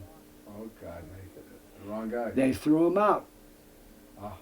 And he says, I've never been so humiliated, I have the telegram, in my life. And I'm coming back. The deal is off. And Rush says, I don't know what the hell happened. So he called Camden, and the president was out. So he says, Les, we'll straighten it out tomorrow. And I says, in the meantime, I'll take my records. And I didn't know what had happened, but I walked out the side entrance of NBC, and I'm looking straight across the street at Wallach's Music Store, and here above the stairway is a canvas painting saying Capitol Records, just stretched across the door. Capitol Records. And I thought, what the hell, I'll go walk over there. And I jaywalked right across the street. And I didn't get arrested. And I walked in and I said, who do I talk to around here? It was about 5 minutes to 5. And she says, do you have an appointment? And I said, no, I don't. And she says, well, you should see Jim Conklin. He would be the most logical man if you have some records. And I says, well, where is he? And she says, well, he's upstairs, but he's busy and without an appointment. I said, okay. So I was about to leave, and I saw all the people leaving. And I says, I think I'll back up the stairs. That's what I did across the street at NBC. That's what I did with Fred Waring, with Whiteman. I just catch him right there. So I backed up the stairway. Nobody said anything. And I walked into the first office. It said Jim Conklin. And I says, are you Jim Conklin? And he says, yep. And he's packing his stuff. He's taking everything and putting it in a briefcase. He was on his way to New York. And I says, my name is Les Paul. He says, the guitar player? I says, yeah. And he says, boy, he says, I sure like your work. I says, well, you sure like this one. I want to play it for you. It's a whole new idea. So Jim says, I can't now. He says, I don't know how to run the phonograph, and I got to catch a plane. And I said, I know how to run a phonograph. You keep packing, Jim. And I said, let me play this for you. He says, okay. So I played it, and it was Lover. With Mary on it? No, This is Mary. just a vocal. No, This Mary is an isn't in. Mary isn't in this Yeah, act this yet. is just an instrumental. Right? This is an instrumental, Lover. I played the next one, it was Nola. I played the next one, it was Goofus. By now, he's not ready to leave at all. So he calls the gal down. An envelope he wrote, this is to consummate a deal between Les Paul and Capitol Records. The contract's to be drawn up Monday by our lawyers. A 5% deal, so much for records. He can make them in his own home. He can make them anywhere he wishes, at his discretion. And he can choose whatever material he wants to do, da-da-da-da. And in the meantime, I will give him a choice of Gillette.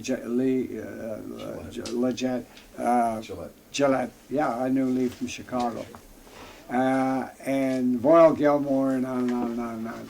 And he says, you got yourself a deal, Les. I walked down the stairs, and there was Art Rush. They wouldn't let him upstairs. And Art says, I got a hang of RCA. We got the deal. And I says, it's too late. I just made a deal. I just made a deal. Now when I'm driving in Oklahoma City, I went back there to open my dad's nightclub. My dad and brother had a nightclub. They were opening a little tavern, but music once in a while. And to open the nightclub, we opened it up, then I got infectious mononucleosis. I didn't know what I had. And I was lying down in the front seat, and Mary was driving, and we went off the bridge. And now for the next year and a half, I'm in the hospital. And the #1 hit on the radio is Lover. And that was the first release that came out in February of '48, and I'm lying in the Wesley Hospital, terribly injured. Because I see it was 1950 that Nola and Goofus came out. Well, then they still had Nola and Goofus and those things. I'd given them 22 sides, and those 22 sides were all to be hits. All multiples. All multiples. All done in your garage.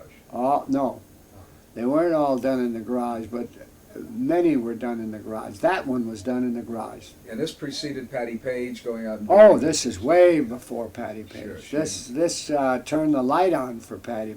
This is where the multiple came. This is where it started. Now, not only did the multiple start there, but in the meantime, he invented this reverb, the echo. And I said, by putting a playback cartridge behind the record head, I now can get hey, hey, hey, hey, hey, hey, hey, hey. And now I can record at half speed, variable speeds, and so forth and so on. And I was already making 27 generations of multiples. And I was deep into all of this. And Crosby was there listening to this. Now, Bing would be over at the house all the time listening to this. He's saying, they're going to blow the world apart. Decca turned it down.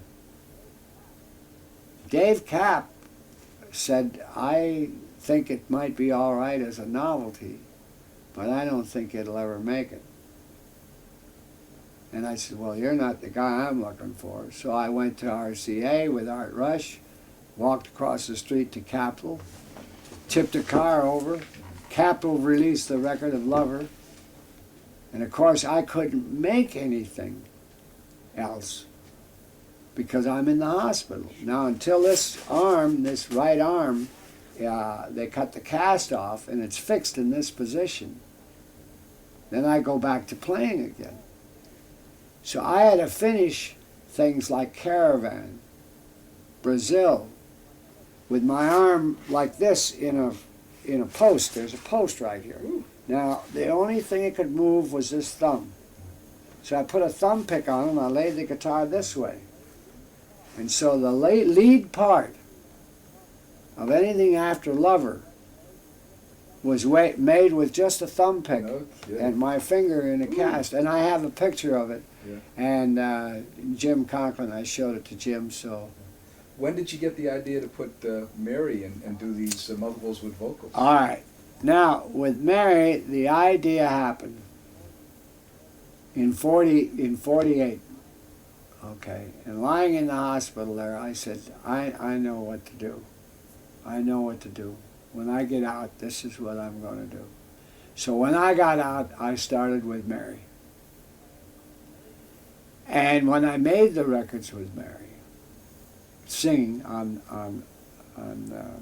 what I thought was going to be my next release, Jim Conklin said, quote,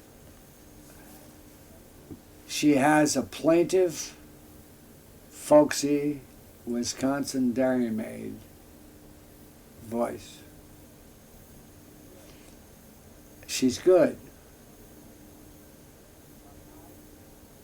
But I'm married to one of the King sisters, and she's good. But Les, I think you'd be better off to just stay the way you are. So if you look at the records with Mary, with Capitol Records, the originals say the Les Paul and his new sound. It says nothing about Mary except vocal by Mary. Until when? Until I went to Capitol Records in 1950, and How High the Moon Is Out, Les Paul, and it just says vocal by Mary Ford. And Ford came out of a phone book. Okay. Yeah. I just looked, I says, I want a rich name for you, Mary, and a short name. Success was instant with Instant. High the Moon. Instant. What effect because even with all the success you had had before, Waring with Crosby playing, it had never had this kind of range never. for you. I mean, No. that's when I said, where did it all come from? Frankly, now I remember you as a guitar player when I was a kid with bands, but you really burst out there. Yeah. Now, what effect did that have on you? I mean, any at all? All of a sudden, now you're a real star. Well, I'll tell you, Mary and I, after my accident, decided to form a group.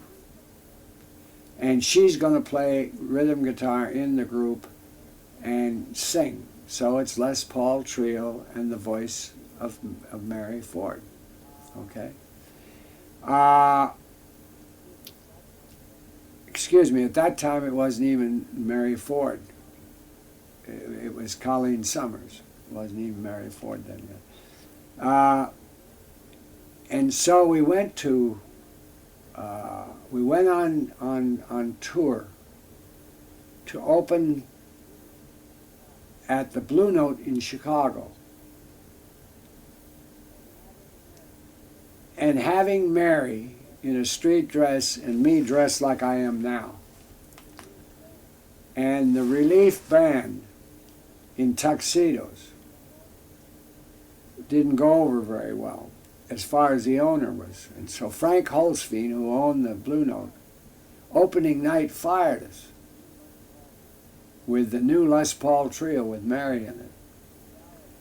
And he says, the gal with the house dress on and you with moccasins on, and this whole thing has got to go. And so opening night, we were reviewed by all the papers in Chicago, including the Downbeat, including Metronome, and including Billboard, including Variety, and the Tribune, whatever. And we were given notice, and they were going to bring in George Shearing to take our place. And he called, and I listened to him call, and he just says, "This is for the birds. This group gotta go." The people reviewed the show. I guess it was on a Tuesday night that they reviewed the show. They hit the papers on Thursday, I think it was, a couple of days later. We were a hit. I didn't see the reviews, and I went out and got Mary a dress, and I got a tuxedo, and the bass player got a tuxedo,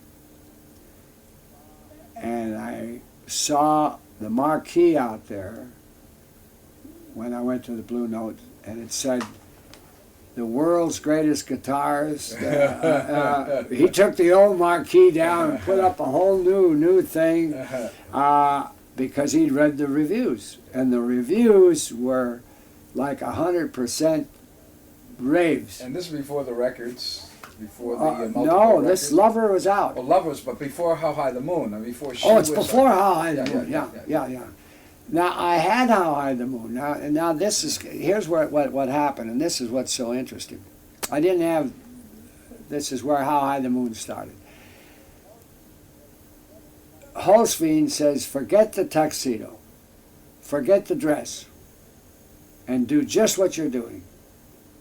I cancel Shearing. And you can stay here for 6 months if you want to." The whole world changed with those reviews. And we were on our way. Now, I want to do something with Mary. So, of all things, and I forgot to tell you this, I still kept the shows. The 19 shows. 9 of the 19 shows I kept. But not the hillbilly shows. I kept 9 shows. Okay. And this show, I had to give to NBC so that they could broadcast it. And it came out at KFI. It came out at KFI in Los Angeles. And the show was very popular.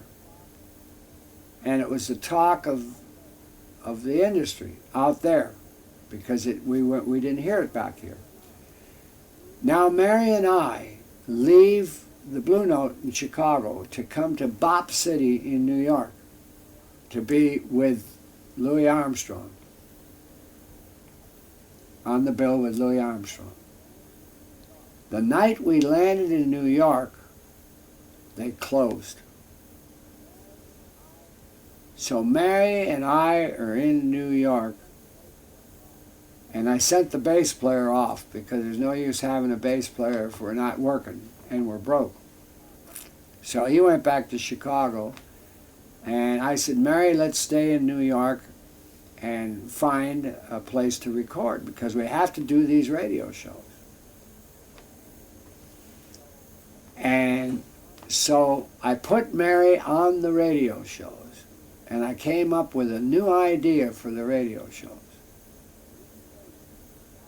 And in the basement in Jackson Heights, $40 a month is what I paid for a basement. Had no phone, no radio. The #1 song on the air, and I never knew it, was Nola. A big hit. And I get a telegram from Jim Conklin, congratulations for being #1. And I said, #1 in what?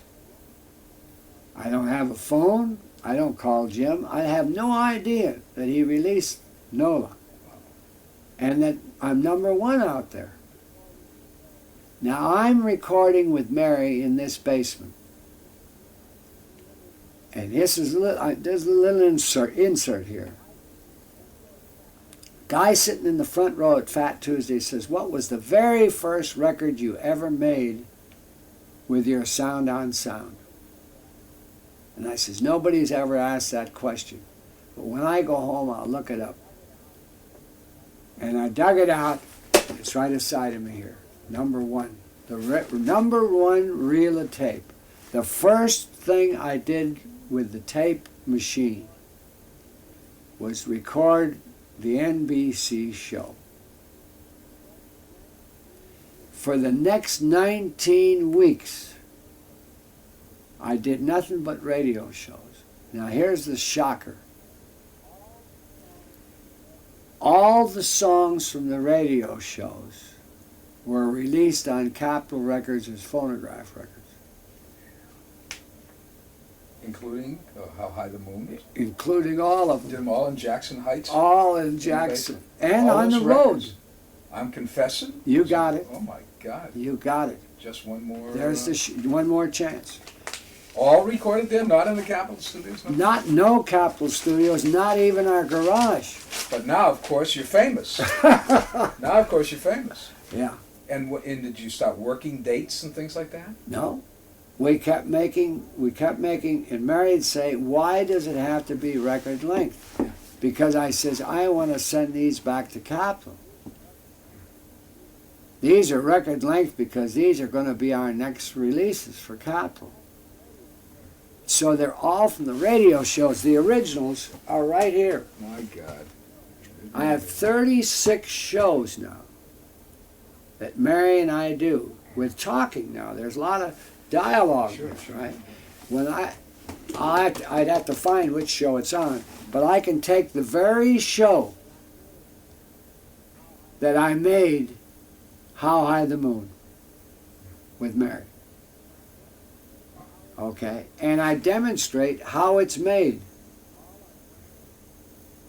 All on one tape machine. Isn't that amazing? Now I invented, in order to leave that studio out there in Hollywood and to get to New York, I had to figure a way of doing that. So here's another insert. So I called Bing, said, "Hey Bing, can you get me a tape machine?" He says, "Tell me what you want, and you got it." So Bing threw it in his car and brought it over to me and gave it to me.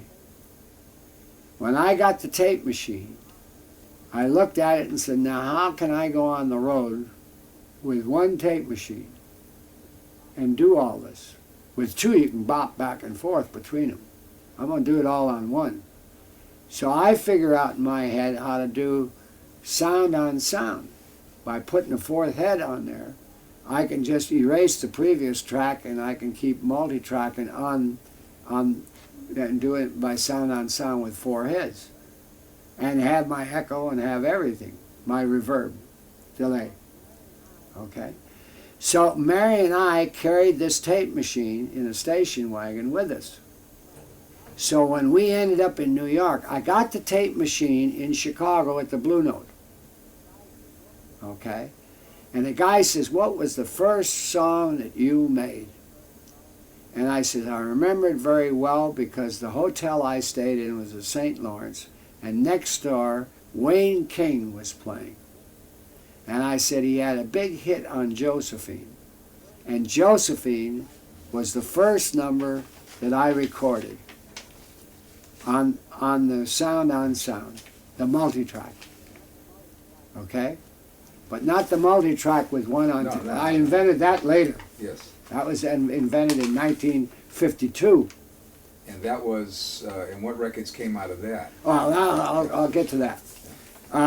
One on multitrack, Yeah. Via con Dios. Okay? Via con Dios, when we get to it, has got to be one of the most interesting stories of our career. Tell me. Okay. Mary and I, we're now very successful and everything. And we're playing in St. Paul. Terrific snowstorm. Very bad weather.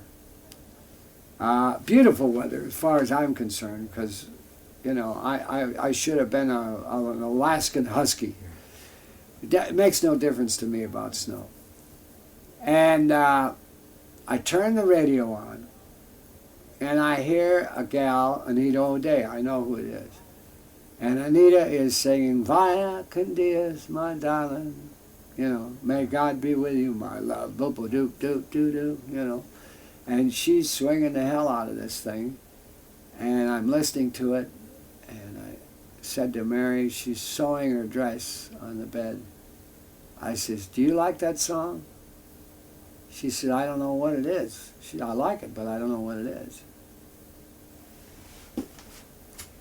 And I said, I'm going to find out. So I reached in for the phone and called the disc jockey. And the jockey at the station said, are you really Les Paul, Mary Ford? If you come over here, you can have the record. So I went over there and got the record. And I said, Mary, we're driving from St. Paul to New Jersey except to stop for gas. So get a lot of junk food because we're on our way. And we went all the way from St. Paul to this hill at the bottom here in New Jersey. And as we're coming up the hill, I hear Dave Garraway, who is my very dear friend. He broke Glover, by the way. He's the guy that launched my career along with Capitol. He loved me very, very much. We were very dear friends. And Dave Garraway announced, he says, we're now going to play the #1 record in the nation. I'm sitting on top of the world. Les Paul, Mary Ford, my very dear friends. I come in the house and I call Garraway and I said, hey Dave, thanks for the plug. I says, and I took Mary and put her right in the studio and we recorded Via con Dios. In the meantime, I rewrote the lyrics. I called Dave and says, the next release, I says, we just finished making, and I says, I can't tell you the name of it for a few weeks, but I says, you'll be hearing it shortly, and I says, I guarantee you, it's a smash. I called Capitol Records, and I got Hal Cook. I says, Hal, stop, I'm a fool to care. And he says, we've already stamped out $500,000. He says, we're already on our way with it. I says, well, stop it. Stop it. Put out Via con Dios. What's the name of it? So Voyle Gilmore gets on the phone. He says, what's the name of that song? Via con Dios? I says, maybe it's Vajas con Dios. I don't know. And Voyle calls me back in 15 minutes. He says, Les, we own that song. It's a dog. It's a dog. He says, Anita O'Day made that thing. He says, forget it. Forget it. I says, I've changed the lyrics. And I says, I'm telling you. Now Mike Gould gets on the phone. And he's telling me, you're wasting your goddamn time. I says, I'm telling you, I'm going to send you nothing but rhythm tracks if you don't do what I tell you to do. Now I says, Glenn gave me carte blanche, and Jim. So I says, you guys do what I'm telling you. So they stopped I'm a Fool to Care. And he says, well, we own it. And if you want to put it out, okay, go put it out. You know. Out comes Via con Dios. And instead of may God be with you, my darling, may God be with you, my love, instead of saying Via con Dios, my darling, may God be with you, my love, I took that out. And I put in Via con Dios, my darling, Via con Dios, my love. Nobody knows what Via con Dios is unless you read on the record, may God go with God, may God be with you, okay? Meaning Via con Dios. We put the record out, and the other side takes off. One I wrote called Johnny is the Boy for Me, and not Via. So I call Capitol. I says, I want to have 7 cities. I want Capitol to chip in, the publishers chip in, and you're the publisher of Via con Dios. And we are on the other side. And I said, I want to go to 7 cities and perform at the warehouse with all the jockeys. I want to sit on the records, Mary and I, and play for them at the warehouse. And I want them to get them to turn that record over because it's not Johnny is the Boy for Me, it's Via con Dios. And my manager is going crazy because we're knocking off our own hit. Yeah. And our hit is now #1 as the pick to go #1 by Capitol and everybody, all the jocks. And I'm for Via con Dios. So they agreed. And we went to 7 cities and performed for all the jockeys, hit all the radio stations. And I asked them to turn the record over. And they did. And of course the rest is history. And Via con Dios became the #1. Did you guys play many live? I'm speeding this along because I have to get back into town. But yeah. Did you play many live dates during these years? And how did you deal with it if you did? How did you? The first job that Mary and I got was $180 a week. And I had to pay the bass player. Well, I meant after the success of the record. Oh, after the success. When people had heard this sound and expected to hear the same thing on stage, did you play many dates? Oh yeah. Immediately, Mary and I, it become like an overnight hit. Yeah. And what we did to cope with the situation of sounding like what was happening on record on the stage, my first idea, which I did, was to put Mary off stage. Yes, I remember that. So Mary sang off stage, and that drove everybody crazy. And it was very successful. Then, when the tape came into being, you played the tape which was in being, but I had never used it on the stage, I then said to Mary, we're going to use a tape and run the tape from my guitar, okay, and I'll call this box, which goes back to these shows. In these shows, which I'm pointing to here, are the old NBC radio shows, which go back, that's where they came from. Now, what I call that was the Les Pulverizer. Yeah. And that was the black box Yes. that I walked out on the stage with and shook up the whole industry with, was this little black box, and actually was controlling the tapes, where I could record right on the stage, add echo, do everything from the stage, so that we could duplicate the sound exactly like the record. Years later, Les, when you ceased to be making records, was it a shock to realize the impact and the influence of your guitar on so many of these young kids and blues players? Yeah. How, But I expected that too, because way back in the 30s now, way back in the late 20s, just bear with me just briefly, I took a phonograph needle and the cartridge and just put it in the guitar and then turned it up, and I had an electric guitar. And so in 1929, I already was electric with my dad and mother's radio. And so when I joined the Cowboys, I already had an amplified guitar. And being a diehard for the electric guitar, I never left the electric guitar. I just stuck with it and stuck with it and stuck with it. By 1941, I was pleading with Gibson to market the electric guitar, a solid body electric guitar. They just thought I was crazy. And so I took a 2x4 and put two wings on the side so it looked like a guitar, and then take the wings off and show them. I'll show you a picture of it. In fact, I'll give you a picture of it. They call it the broomstick with the pickups on it. The character that comes around with the broomstick with the pickups on it. And they laughed at me. But Leo Fender would sit in my backyard and look at it, and his mind was moving. And Bigsby saw this vibrola, and his mind was moving. And he said, this kid's got all kinds of stuff happening in that garage. This is prior now. This is prior to Mary. prior to making...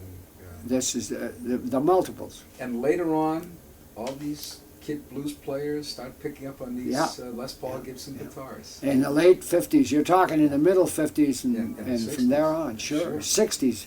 By 1952, I'd signed a deal in 51 with Gibson. It came out in 52. From 1952 to 1964, the Les Paul guitar became so big that probably it was the #1 instrument in the whole world. And the president came to me and said, Les, did you ever in your wildest imagination ever think this would happen? And I said, sure. And this is, my honest feeling is that I knew that this is what would have to happen. Because I go back to Fred Waring in the 30s, when I used to receive more mail than Fred did. And Fred came to me one day and says, Les, how come that you get more mail than I do? And I said, Fred, you'll never believe it, but it's as asking me to stop playing the electric.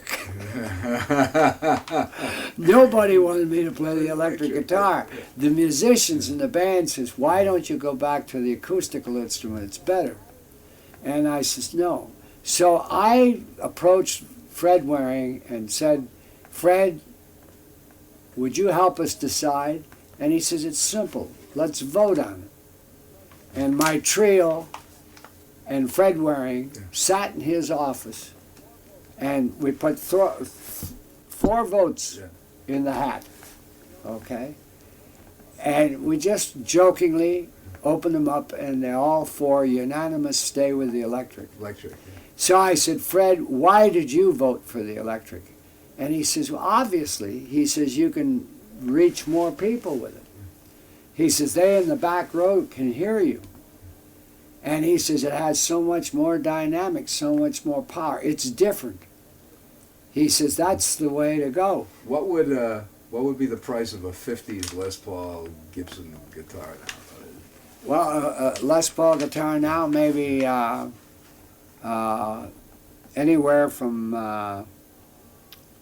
right now. Yeah. Right now, it's around $1,000. That's a new one. That's a new one. I mean, but to pick up The one used of ones up to 10,000. Sure. I mean, The 52s to the 58s in there. The line of guitars that's coming out for '88 range from $300 to $30. One guitar, $30,000. And you still design, and you still. I'm designing one now that is going to be the ultra guitar for the elite, like a car. If you want the car and are willing to pay a fortune for it, we're going to give you a gold guitar. Wow. The finest guitar ever. Terrific. I'm going to have to cut this Yeah. because I have to be back.